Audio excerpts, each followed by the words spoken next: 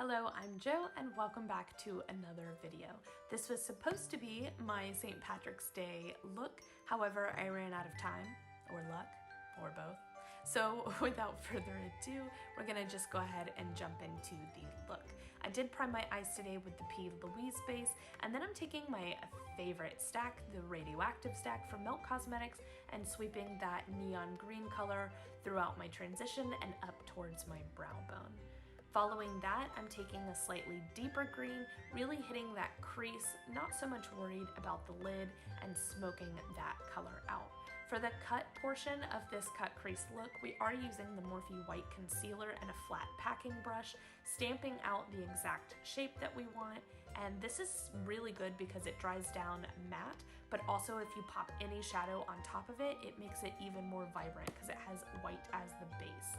So I'm taking some of that same green shade that we put in our crease and just hitting the inner and the outer corner. I'm kind of doing like a halo cut crease just because I like the drama.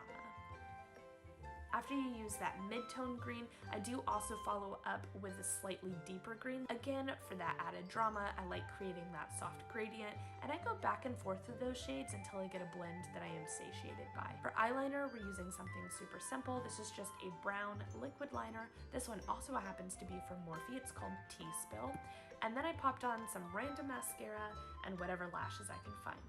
I don't know why I did this step instead of foundation next. I guess I was really excited, but this is just a green eyeliner pencil, and then this is my favorite part. This is a color from LA Girl. This is the neon yellow, and I put that in my waterline because she is dramatic in the best way. It was like $5 and you can find it at Ulta. My foundation and concealer are the same, nothing special or different about it for this video, but after I was done with that, I did take a deep green eyeshadow and ran it on my lower lash line.